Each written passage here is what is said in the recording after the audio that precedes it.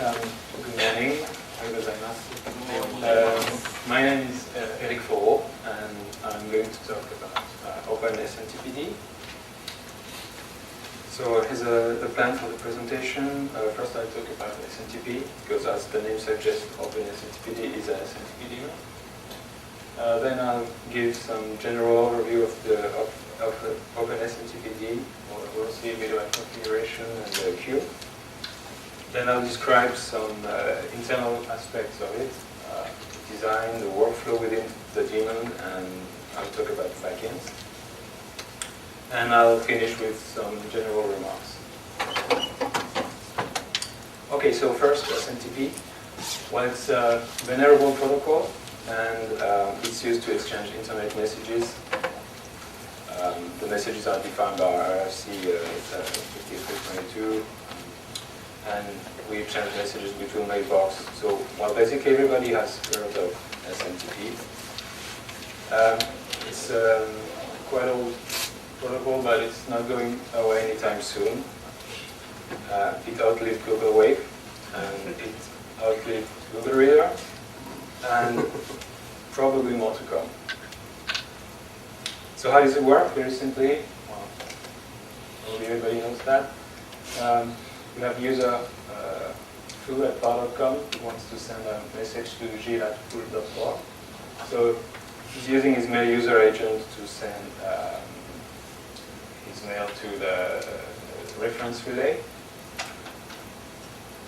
This relay will send the mail, transfer it to another relay for signing or to whatever processing. And this relay will then next try to send the message over to the proof.org domain mail exchanger through SMTP. This mail exchanger will accept the mail and transfer it to some other relay for checking virus or spam detection or whatever. And it will finally end up in the server that hosts the user mailbox. So it's being delivered locally on this machine, and so Gilles can use another protocol like IMAP or POP3 to get the message. So each step, the next relay is found using either a specific route or using DNS lookup for domain mail exchangers. So in the example here, we have the proof.org domain. We're looking for the mail exchangers, and we get the list of hosts that accept incoming mail for the proof.org domain with preferences. So the idea is that you must first try to contact the host with the lowest preference, and if for some reason it doesn't work, then you fall back to others. So the SMTP protocol is a simple client-server protocol. It's line-oriented. It's defined by some RFCs. And it's a simple command-response protocol. So the client sends commands and the server sends the response and says if the command was accepted or if it failed. And if it failed, if it was temporary failure or permanent failure. We can say that an SMTP session has three phases, roughly. The initial handshake, so connection, and then the server sends a banner to identify itself. Then there's the session parameters negotiation, so if the client wants to start TLS or authenticate. And then there's the mail transfer itself, which is called an SMTP transaction. So let's see how this looks like. So we take our example again. So foo.bar sends a mail to gil@proof.org, and this mail is transferred between two. Sorry? Oh. No, it's just testing the server. The foo@bar.com is another cell. Okay, so the mail is exchanged between two SMTP servers. So what happens is that the client first starts the transaction by the mail from command with the original sender address. What the hello? Yeah, I said that I'm talking about the SMTP transaction now. So, no. I said hello later, earlier today. Okay, so the server says, okay, I accept this. And so basically, the response code here is the status code. So if it starts with a 2, it means okay. If it starts with a 3, it means it's okay for now. 4 means temporary failure, and 5 means permanent failure. 5 means fuck you. Okay, so the client is now sending the recipient address. He wants to send the mail to. The server replies okay. And then the client can say that he wants to start sending data. The server says, go ahead. Client sends the message content, so all the lines. And when the message is all sent, it will send us a single dot, which means that all the message went through. And then the server will store the message on its side, and it will reply with a final OK to say that, okay, I took this message and I'm handling it from now. So it's called a transaction because if something fails anywhere between the mail from and the final OK, well then the message the transfer has failed and the server it must be tried again. So the role of an SMTP server is actually to route mails. So receive incoming mail and either deliver it to local mailbox on the machine or transfer it to the next relay. So it sounds really easy, and for some reason it's seen as a difficult thing to set up, and we really wonder why. So now here comes OpenSMTPD. That's why it's difficult? No, that's why it's not difficult anymore. OpenSMTPD is part of the OpenBSD project. It was started a long time ago by Gilles. I think it was something like 4 or 5 years, not quite sure. It's developed by 3 developers now. And we've been very active in the last 12 months. So if you tried OpenSMTPD before that, you should really look at what has happened since then. The philosophy behind this project is that we want to make simple things actually simple. And especially we want to be able to describe the routing logic very easily, because that's what the mail server is all about. We want a clean and flexible design and a nice license. Okay, so first I'll show some configuration example. So this is a minimal setup for SMTPD. So first we say that we want to listen on the loopback device. So we are listening for incoming SMTP connection on this interface. We define here an alias table. And then we have the 2 routing rules. So the first rule said that we accept mail for local, which means here that it's the machine name. So if in the mail address the domain part is the machine name, then this would match this rule. And if we match this rule, we want to deliver it to the user inbox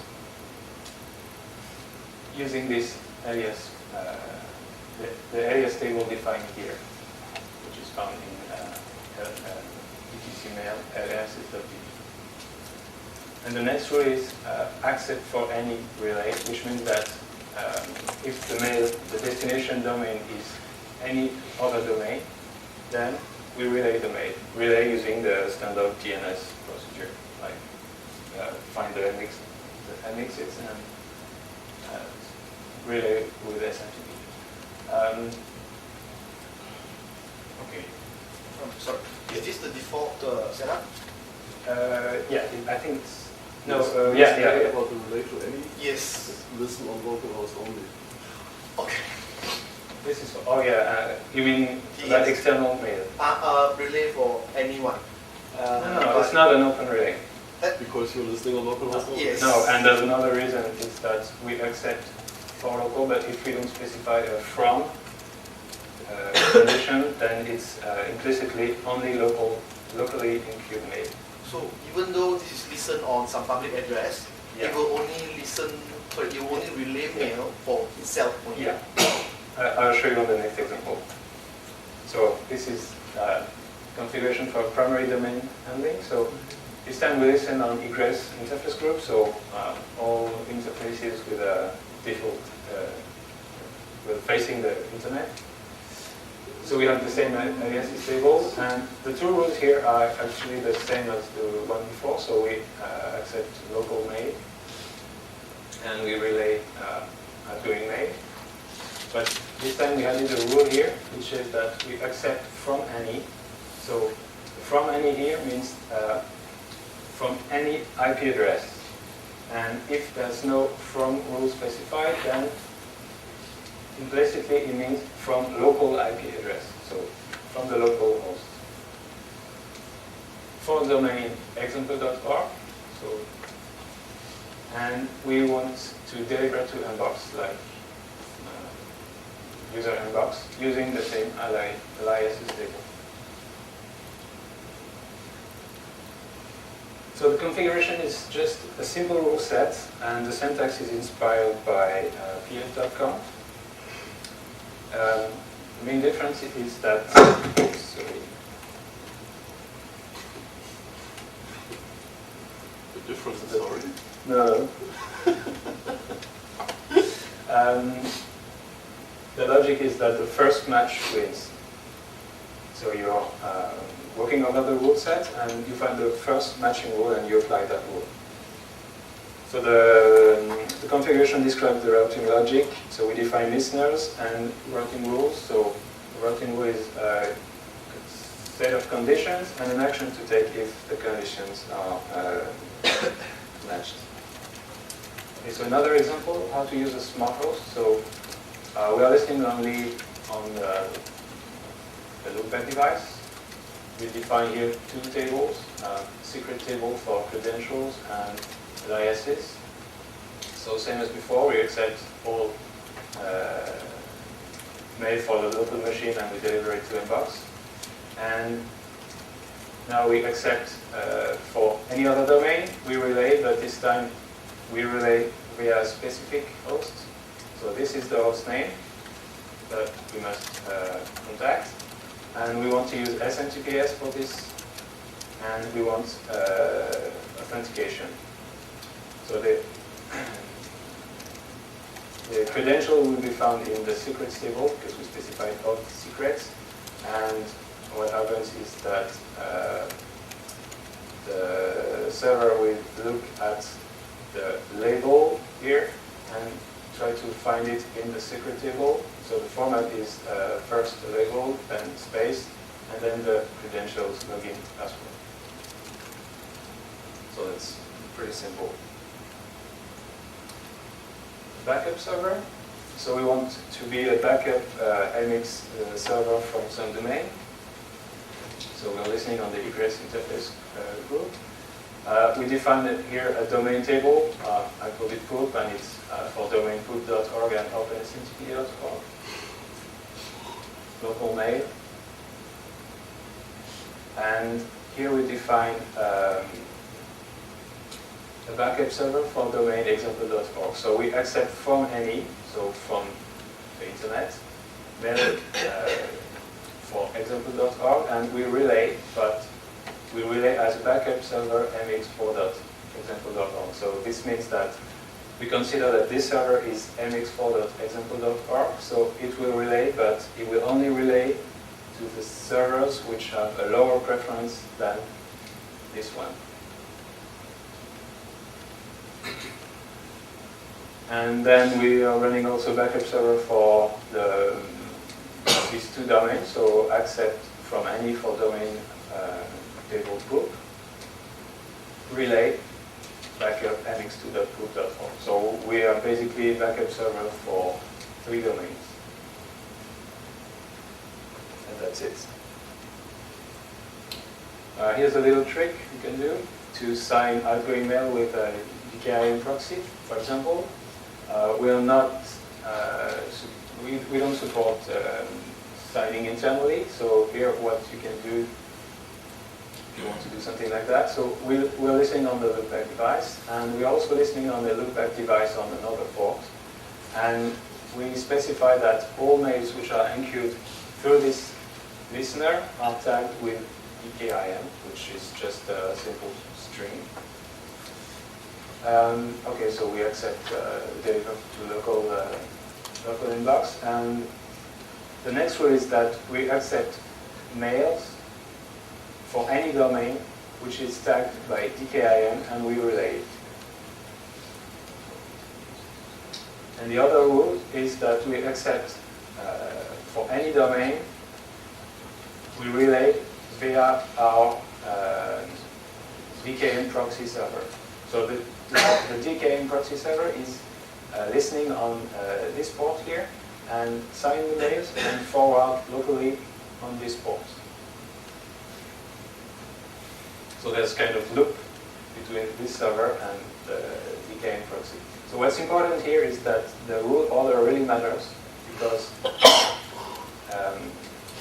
if we put that rule before this one, then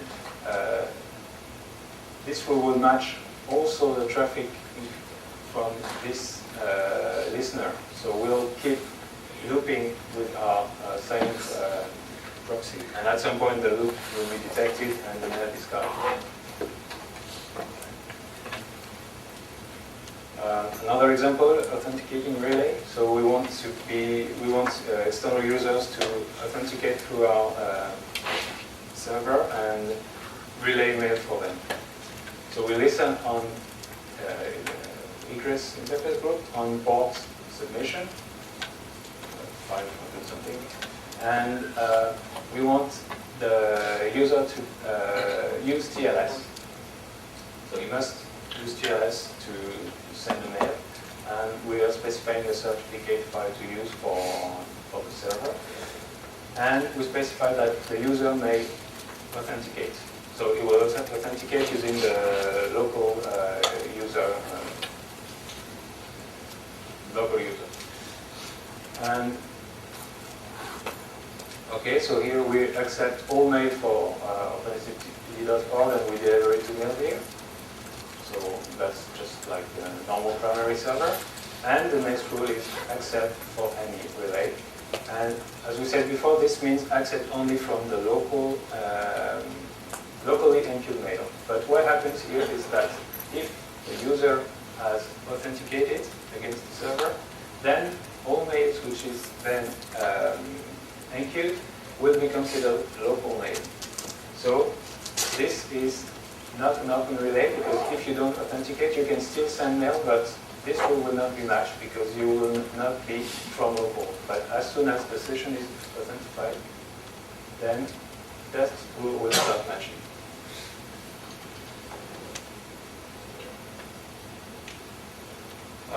Another example, deliver to virtual user. Well, that's something quite nice. The listening for external users, for external connections, we accept mail for domain wonderland.org, and we want to use user base defined by table USR, and we deliver to mail here. We relay local mail. So what happens here is that when a mail is sent to wonderland.org, the server will look up the users, but not system users, but users in the specified user table. So this table has 2 virtual users, which are Alice and Bob. And what we specify here is just a mapping. So Alice is user ID 100 and group ID 100 on the local machine, and its home dir is Bob user Alice. And Bob is mapped to the same system user and another home directory. So these two users have nothing to do with system users, except that they are mapped to some local unique user. So this will work just as with system users, except that they are actually virtual users on the machine. So the configuration file is very easy to read, and it can express complex routing strategies quite efficiently. But the one thing you must be aware of is the rule order. We have quite a lot of features you've seen already. Authentication in and out, backup server, virtual domains, virtual user, selectable address for buying. And we have a flexible table model, so just a word on tables. They are abstractions for list and mapping, and they are used everywhere, basically. So they provide different services, like domain names, aliases, user base, credentials. We've seen a few of them. And the service which is used actually depends on the context. They are implemented by backends. So we have different backends, static, like built-in tables I've shown in the examples. We have file backends, we have DB backends, and we have some experimental backends, SQLite and LDAP, so you can use your user base from the LDAP directory. Okay, so now we're on the queue. The queue is the set of mails that the server is responsible for, so it's accepted responsibility to deliver or relay some mail, and they are put in the queue. So in the queue we found message. The message is a unique 32-bit ID, and it has the content of a mail. Envelopes, unique 64-bit ID, which is composed by prefix is the 32-bit ID of the message and another 32 random ID. So an envelope is a destination that the message must be routed to. And we have different envelope types. Relay envelope, when you want to transfer to another host. Local delivery, and the specific bounce envelope. We'll talk about this later. So the queue is found on disk, so in Boss Pro SMTPD queue, and if you look in this directory, you'll see that this directory here is the name is the message ID. It's in 8-bit buckets, and it contains the message itself and an envelope here. This message here has 2 envelopes. So the server will try to deliver or relay the envelopes. So what's an envelope? Here's the content, it's a simple text file. We have information on the enqueuing. We know the hello that the client has used, its host name, its address, the sender address, the recipient address, the creation time of the envelope, when will it expire. So this is all the information from the incoming SMTP session.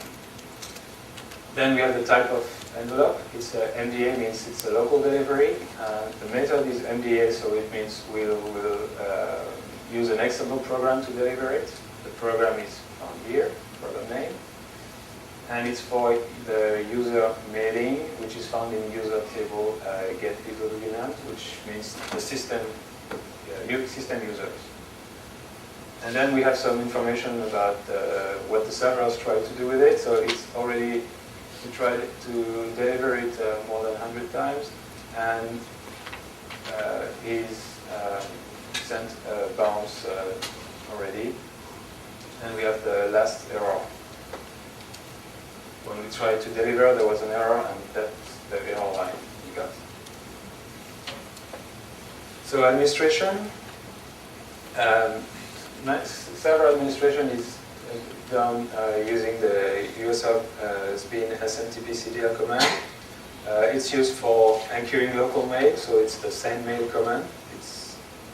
It's replacing the sendmail command if you want to use SMTPD as your local mailer. This program is used for queue inspection. You can remove mail or schedule mail, pause or resume some subsystem. If you want to pause all transfers, you can do that. You can retrieve some statistics and monitor the server activity, etc. And this program talks to the server through the local Unix socket. Okay, so now I'll describe a bit more the internals, implementation. So the design, it follows the OpenBSD daemon style, which now lots of daemons are moving to. So we use multiple process and privilege separation. The processes talk to each other via the iMessage, which is a simple IPC library. It's in libutil actually. And we make heavy use of FT passing between the process. So the idea is to split the general task into small units of work, and every process does a little bit. So here's the process layout for SMTPD. We have 9 running processes. So the SMTP process, which handles mail from the internet, and it's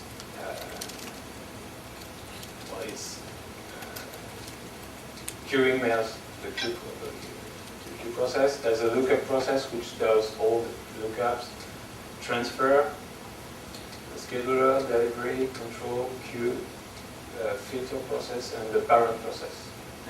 And we have the transient mail delivery process, which are just run to make a local delivery. Well, the idea is that we get incoming mail from the internet. They are queued, and the scheduler knows what's in the queue, and he decides to either transfer relay the mail back to the internet or make a local delivery to the user, and the user can use the local enqueuer to enqueue mail through the control process. And there's a filter process here for SMTP filtering, but it's not really doing anything yet. So just a few words on the process. So SMTP process handles the server-side SMTP session. It supports TLS, SMTPS, authentication. While it tries to automatically limit incoming sessions, so if it sees that it's running out of file descriptors, it will just pause the listeners for some time until the number of file descriptor used goes down. It tries to, doesn't try to, it actually does force disconnect the clients that are not doing anything useful, like not making the session move forward. After a while they are disconnected. The process runs unprivileged and it's routed to var empty. The filter process is the one that does all the SMTP filtering, and it manages a chain of external filter. And well, it's mostly there, but we don't have filters yet. So I'm not talking about this anymore. So it runs unprivileged and routed to var empty. The transfer process, well, there's not much to say here now.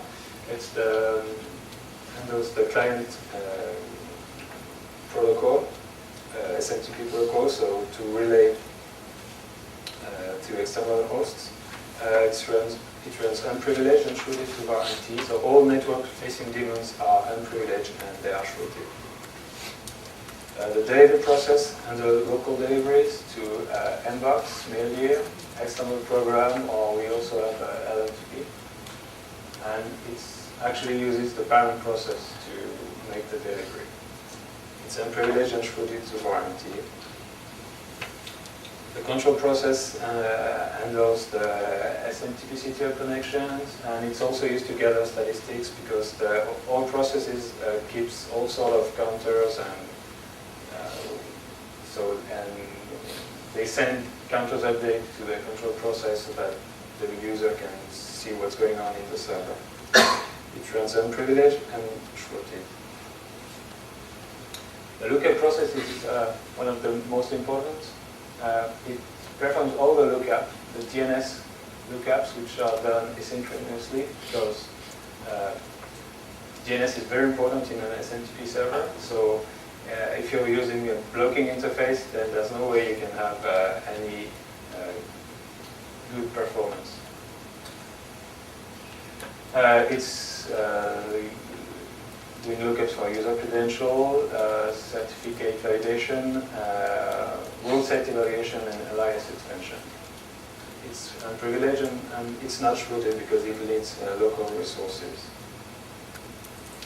And the parent process is the one that sets up everything. So read the config, fork the other process, open listeners and send them to the SMTP process. And it enqueues the offline mails, like mails that were hosted when the server was down. Doesn't matter which. And it has some very specific calls that it needs to do on behalf of other processes, like fork a local delivery program for the delivery process. Performs privilege auth checking and open user.faurot files. So the process runs as super user and it's not rooted, so that's the most dangerous process. The scheduler is the process that knows all existing envelopes in the system. It has no persistent data, it just works, it learns everything at runtime. And it decides when to relay or deliver any envelope. And it also can be queried by the admin to get the runtime state for scheduling or removal, pause or resume things. It runs unprivileged and it's rooted to guarantee. And the last process, I hope it is, it's the queue process which manages the access to persistent storage, so for envelopes and messages. So it fits the scheduler on startup because the scheduler doesn't have any persistent data itself. The queue process is the one that enqueues bounce messages. We'll talk about this a little bit later. And it runs unprivileged and it's rooted to a spool directory. And it can run as a separate user.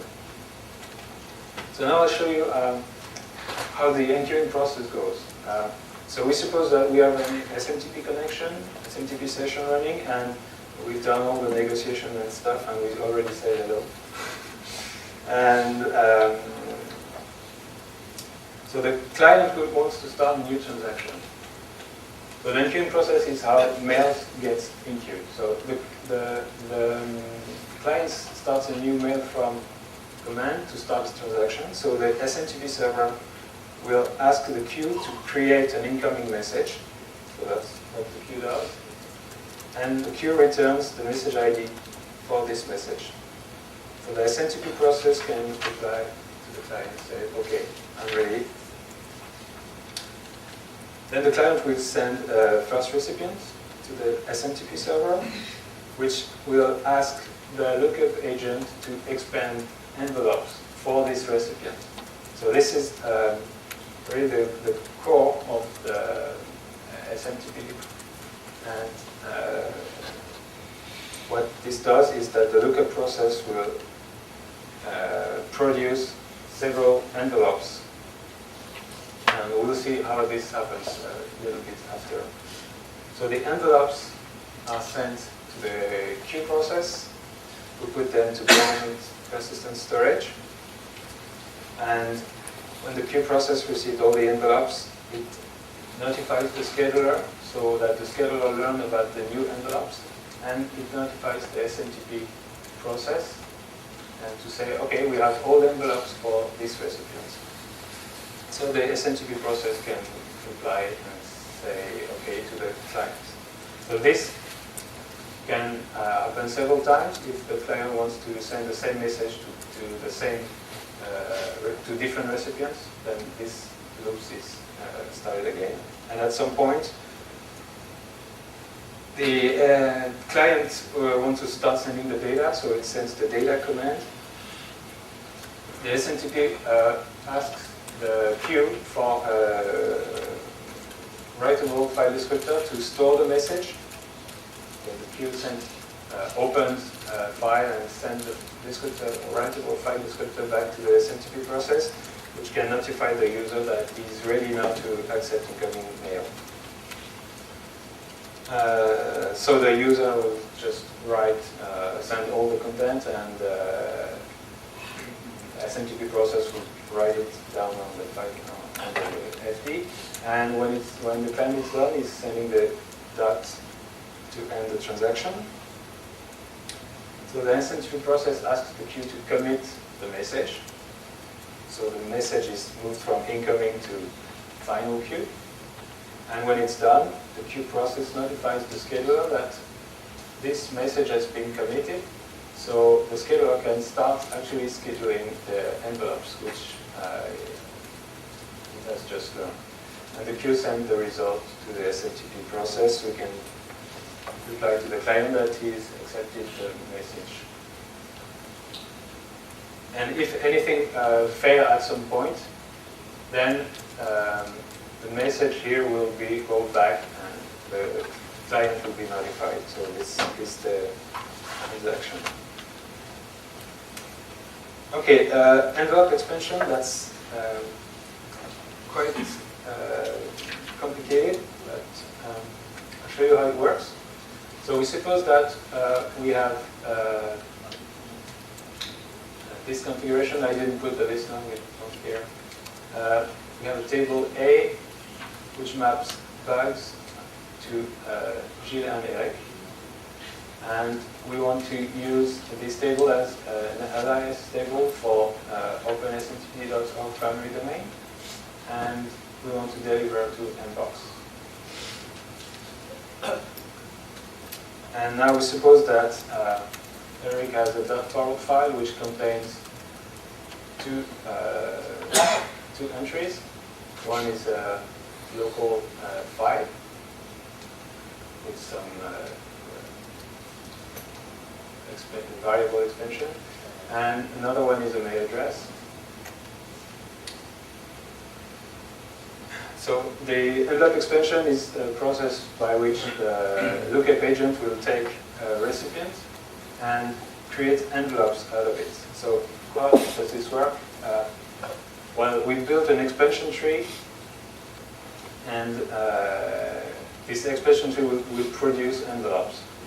So the process is bootstrapped by using an expansion node here, which is the original recipient address. So it's bugs. We receive the mail for bugs at OpenSMTPD.org. So we want to expand that node. And since it's a mail address, expanding it means go through the rule set and evaluate this. So we see that it's matching rule 1 here. So the rule 1 is local delivery. So it means that we must create a new expansion node for the user here.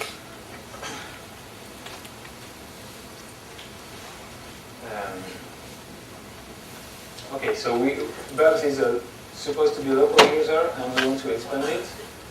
The rule 1 says that we are using an alias table, so there's a lookup plan here in this table, and we see that it expands to Gilles and Eric.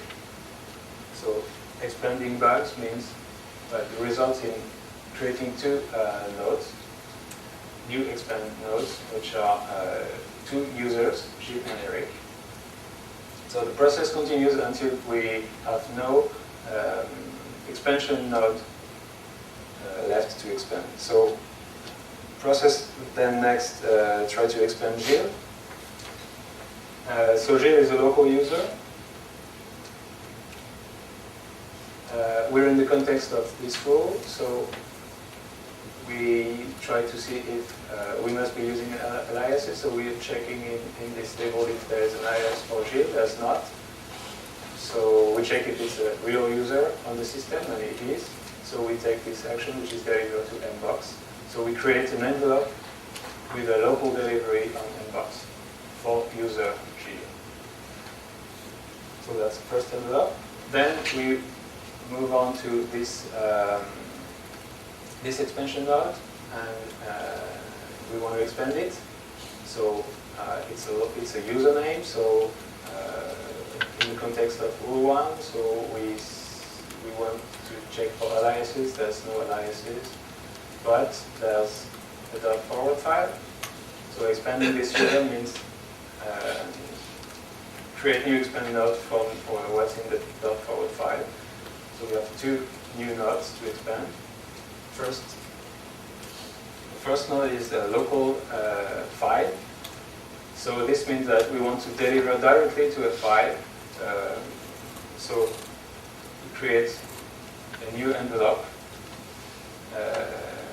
which is local delivery to this file. At this point, this variable here is expanded, and the RSVT in our context is this address. So this will create an envelope that say deliver to the file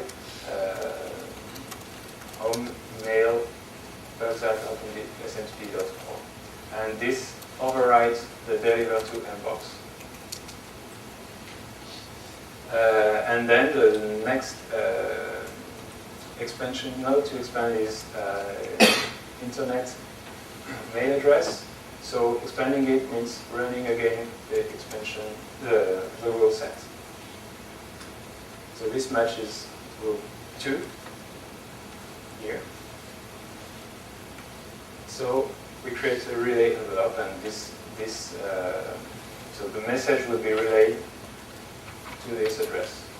And you see here that even though we didn't say accept from any, so we received this mail from an external machine, and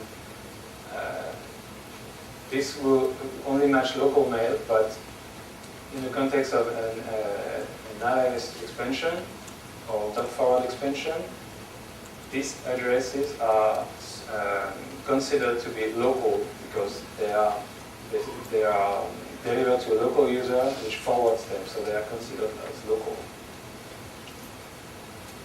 Okay?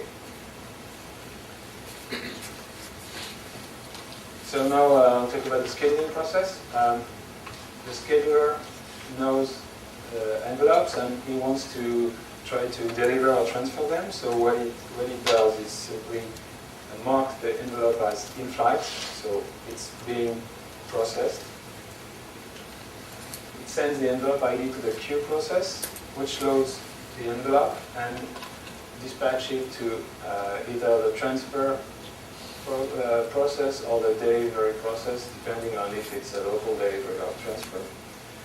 So the process here will try to deliver or transfer, whatever, and then it will send the status back to the queue.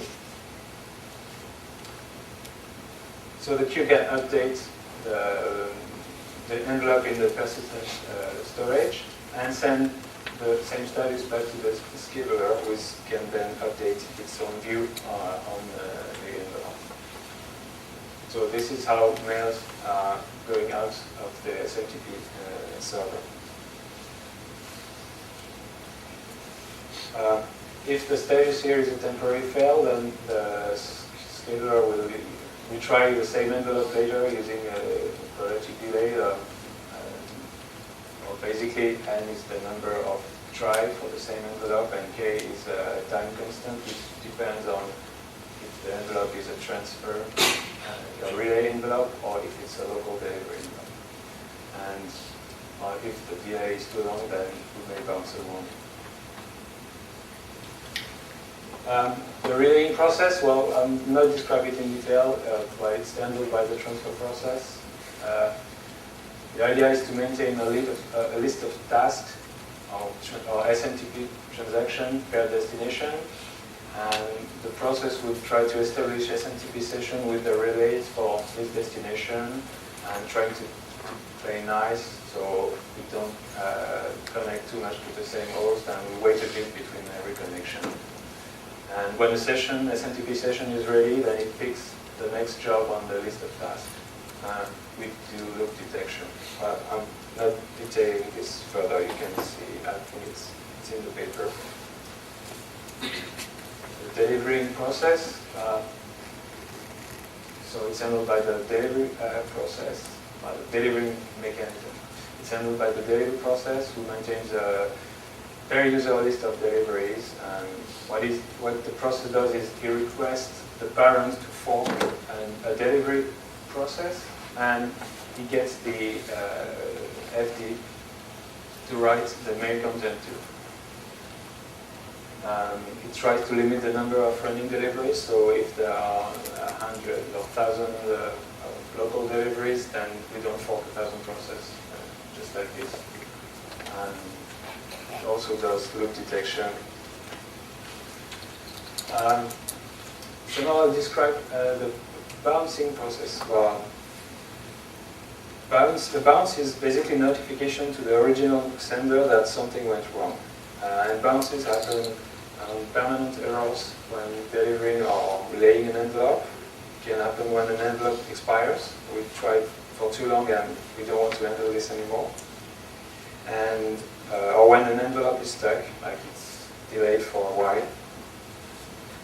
And we have two types of bounces: failure or notice. Failure means that the envelope will be discarded, and notice is just notification to the original sender. So how it works? Well, we have the same example here. So foo@bar.com sends its mail, and then for some reason the relaying here fails, and the mail is rejected here. So this mail exchanger has accepted the mail here, so cannot transfer it further, so we must notify the original sender.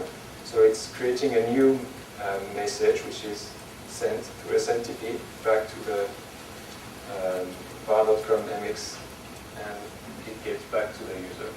That's the idea. So how do we handle bounces? We actually have a specific envelope type for bounce, which means that we want to bounce an envelope, so we create a bounce envelope request. And this envelope is just like any other envelope, but processing it means re-injecting it within the server internally through an internal SMTP session. And we try to group bounces where possible. So I'll show you how it works. So we suppose we have a message A from foo@bar.com with several envelopes, and these two envelopes here for two different recipients have expired. So we want to get rid of them and notify the original sender. So what the queue process does is that when it receives the expire notification from the scheduler, then it will create a bounce envelope for this envelope. So it basically copies the envelope and changes its type to bounce. And this is done atomically, and so this envelope here can be discarded. It's expired. It does the same for the second envelope. So now the original envelopes are all gone, and we have two new bounce requests. At some point, the scheduler will want to schedule them, so try to re-inject them. So what happens is that the queue process handles the bounce reinjection. It will create an internal SMTP connection by requesting a file descriptor to run an SMTP session on to the SMTP process. So it starts a new transaction. So there's a new incoming message B with an empty sender because it's a bounce, so there's no return path for bounces. So the queue process then on the SMTP session sends a new recipient, which is the original sender for message A.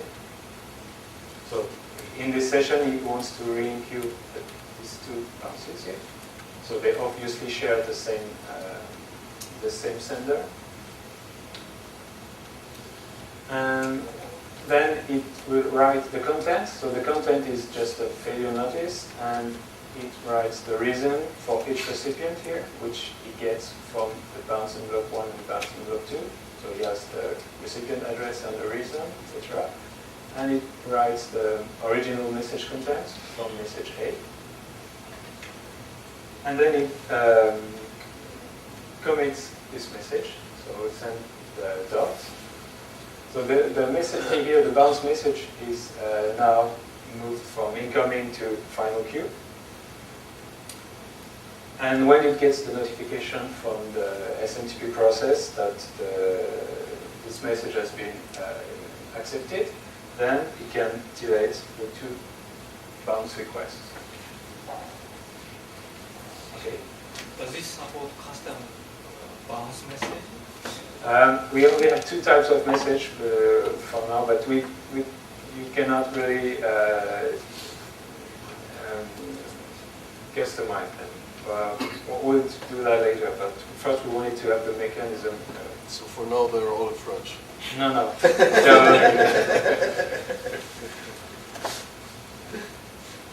But that's an idea.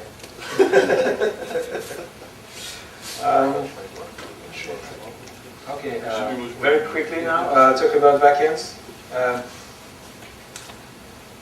So queue and scheduler process have backends. So actually their functionality is implemented using a simple internal API, which enforces semantics, and any compliant implementation can be used as a queue or as a scheduler. So just to show quickly, the queue backend is simply 3 functions, a set of operations. So operation on messages and operation on envelopes, and some parameters to get data in and out. So anything that implements this interface can be used as a queue.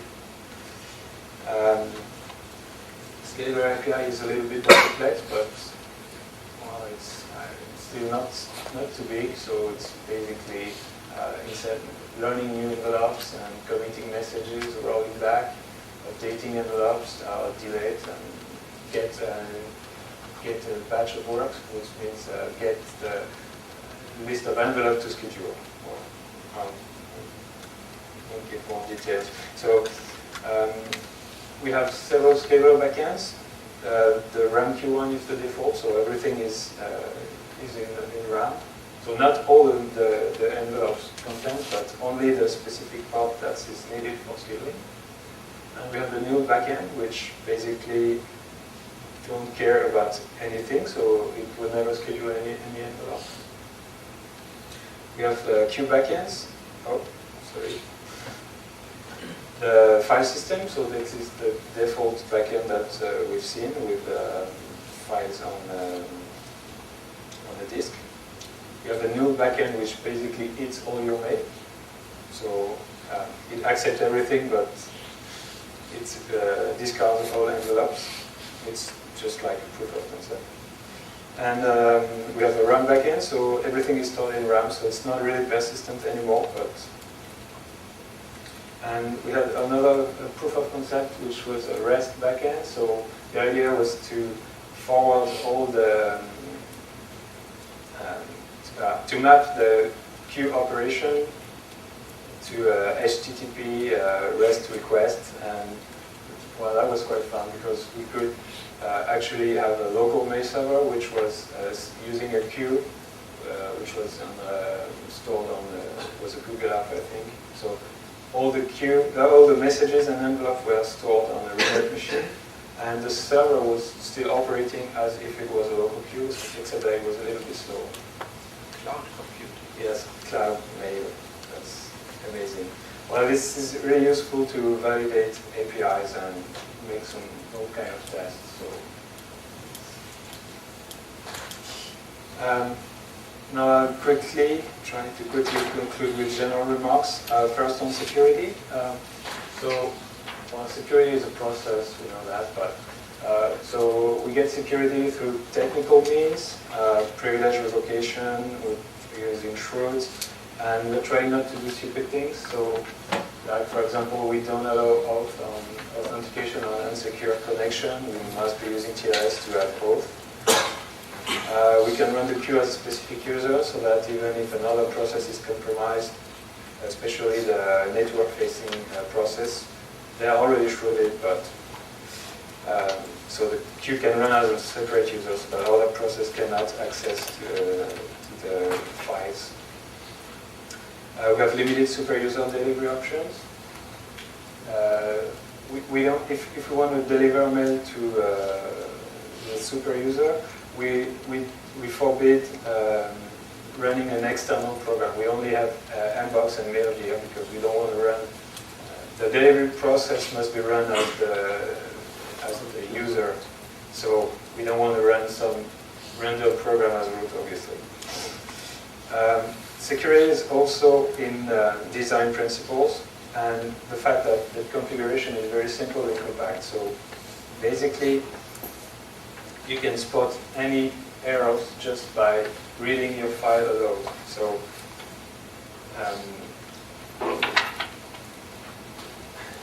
yeah, the idea is that you know what your configuration is doing, and so you cannot have an open relay because you try to tweak the configuration in some way, but it's unclear what the final result is.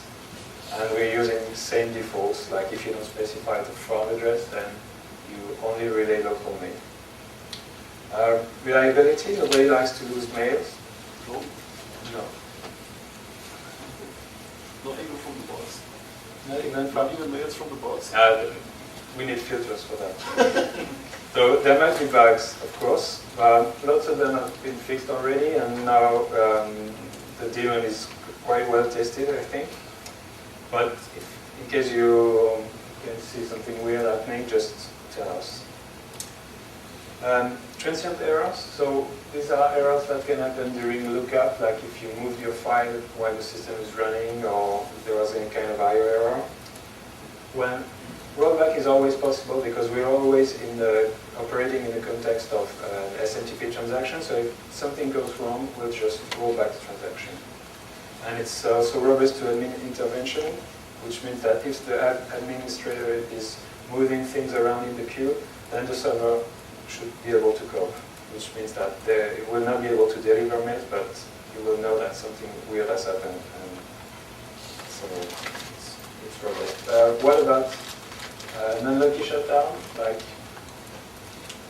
power failure or whatever? So what might happen is that the client could not be notified that we accepted its mail. Like the queue has committed a mail to the final queue, but the OK could not be sent back to the client in time. So the client is not notified that the message was accepted. So if he will retry it at some point later, even though the mail is already in the server.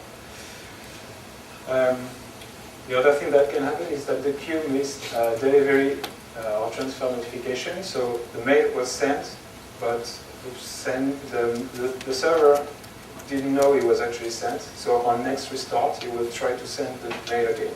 So at worst, what we have is a duplicate. But we should not lose any mail. Performances. Well, the daemon was not specifically designed for performance, but I think performance comes naturally from proper design. And it stands the comparison with other servers. We've done some tests. We did some benchmarks, even though benchmarks are not real. They show things, but they don't really show performance. Raw performance on benchmarks, I don't think it's too useful. But what it shows is what's slow relatively in your design. And we found out that the real bottleneck is the file system. We found that on OpenBSD, and it was really a shock. Okay, what's more interesting is real-world deployment. We've been using it on a quite large infrastructure, and we use it to relay millions of mails at very satisfying rates and without using too much resources. So basically, it works. So performance is not really an issue. what's good and what's less good.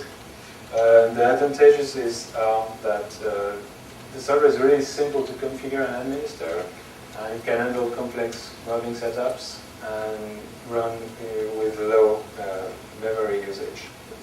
The limitations for now is that we have fewer features than other servers, and we have very limited built-in spam filtering capabilities currently. We need filter for that, so filters are almost ready, and we will have them, but not now.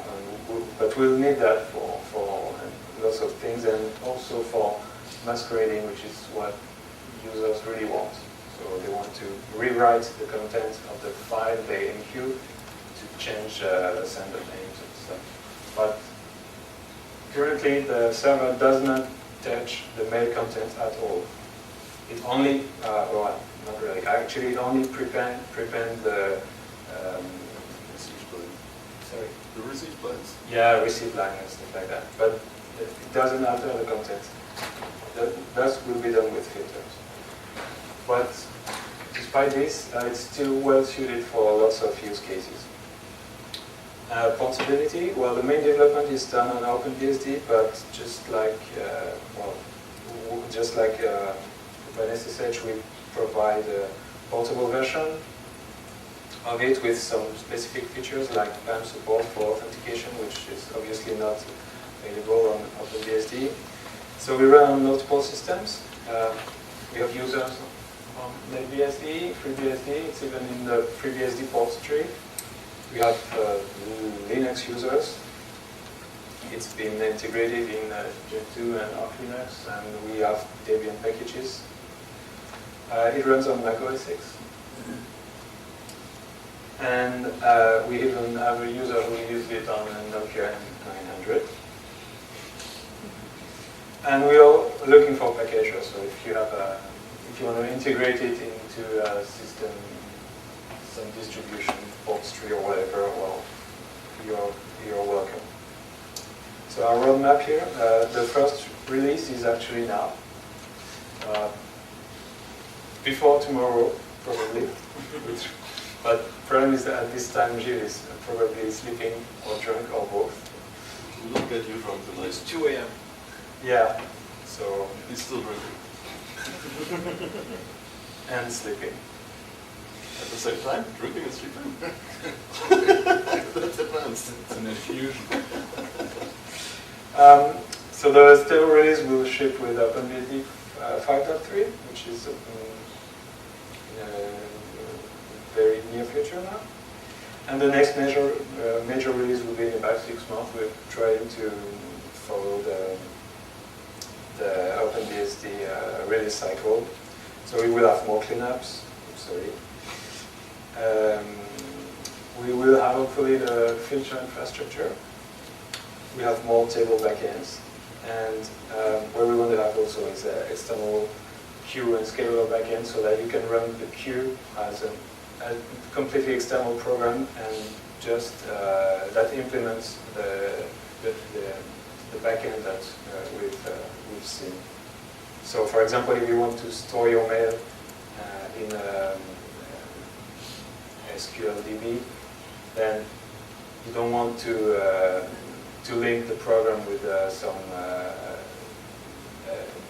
SQL library. So just write a simple program that would handle only the simple Q API and plug it to SMTPD, and it will just run.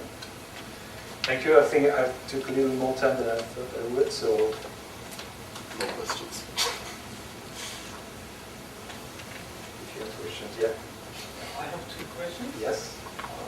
How do you rate limit incoming and outgoing messages? With a rate limit on incoming sessions,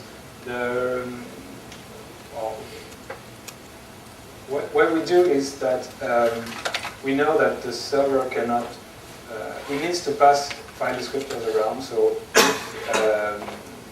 it needs a kind of buffer to be safe. But if we run out of file descriptor, I'm talking from the SMTP process here. if it runs out of file descriptor, it means that there are too many sessions running, so it will just stop listening for a while, and it will re-enable the listeners when the number of file descriptor used is, like for example, when the session is closed, then it can re-enable the listeners. So the limitation is only done for SMTP. It's only limited by the number of file descriptors, basically. So we don't have a rate limitation like connection rate or things like that, because, well, we think it's not at this layer. It should be handled by a packet filter or something like that. Well, some MTA doesn't accept too many messages. Yeah, oh sorry, yes. We only accept 100 messages on the same session, and I think it's 1,000 recipients for one message, something like that. Yeah, we have built-in limits on the number of mails.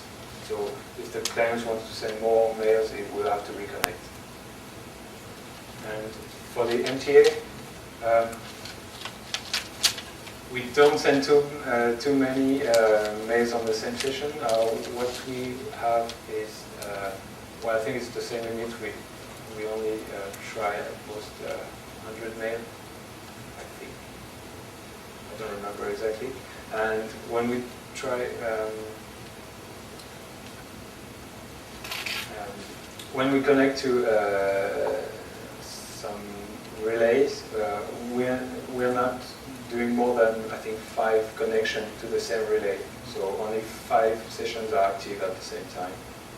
And we don't, we impose a delay between the connections so that we're not hitting too hard any other server. And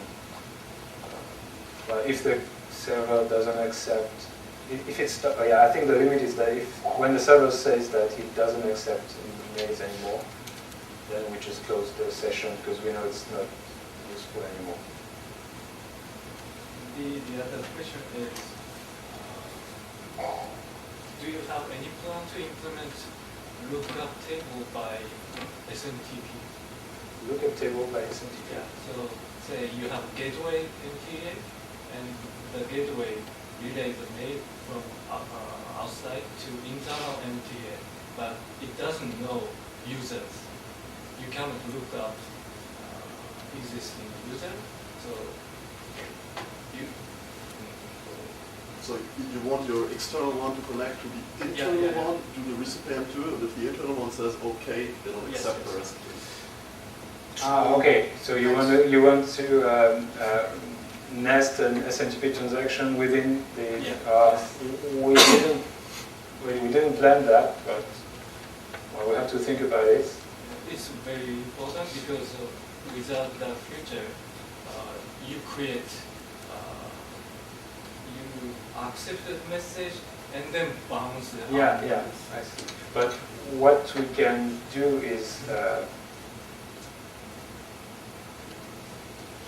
okay.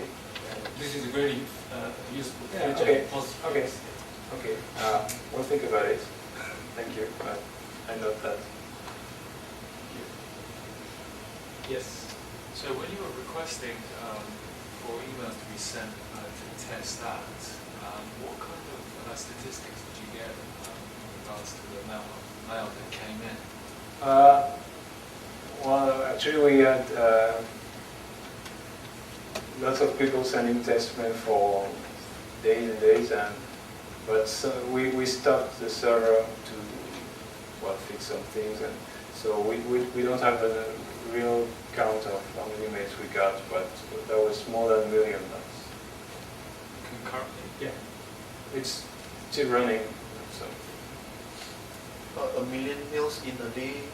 Or no.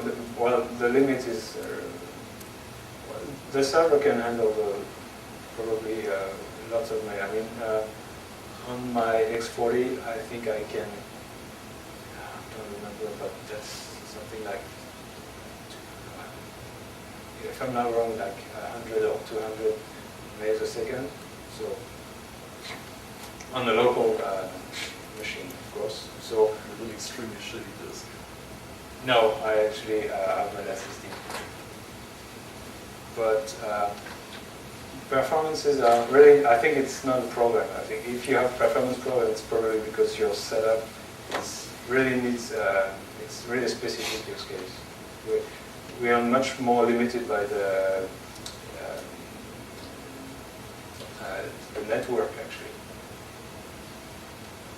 But, well, I don't have figures to show you about the tests. But, yeah, we could handle the load.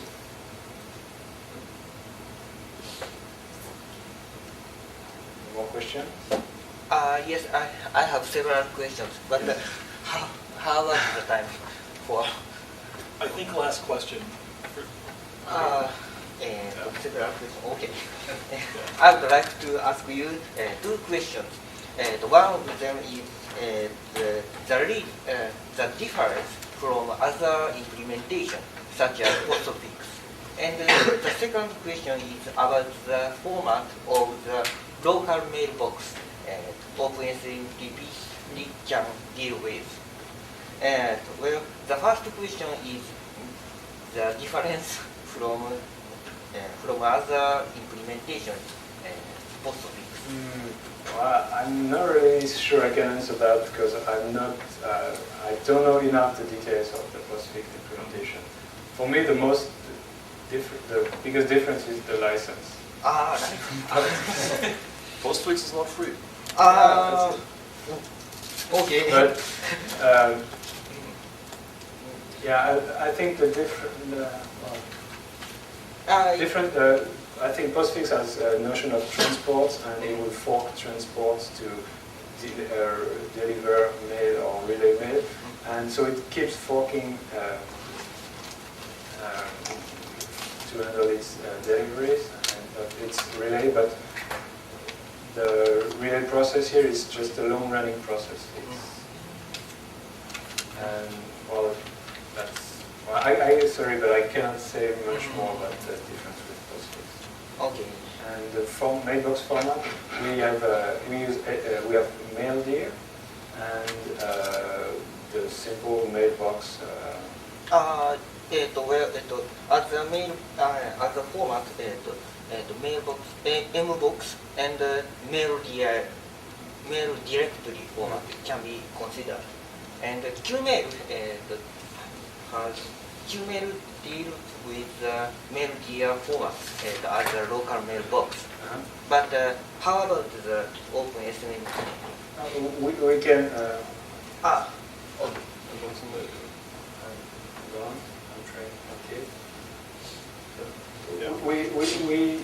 When you have a deliver rule here, you specify you deliver to maildir, or you can deliver to mbox. So this will go into the. Okay. And you can also deliver to an external program. So you just specify the program. At the same time. Not at the same time. That's useful. So you just choose what. Pipe it to proc mail. Yeah, you can deliver to proc mail and write the command directly. And everything is documented in the man page for SMTPD.com, so you have all the. Okay, I'm going to check. You try. Yeah. Okay, thank you very much. Thank you very much.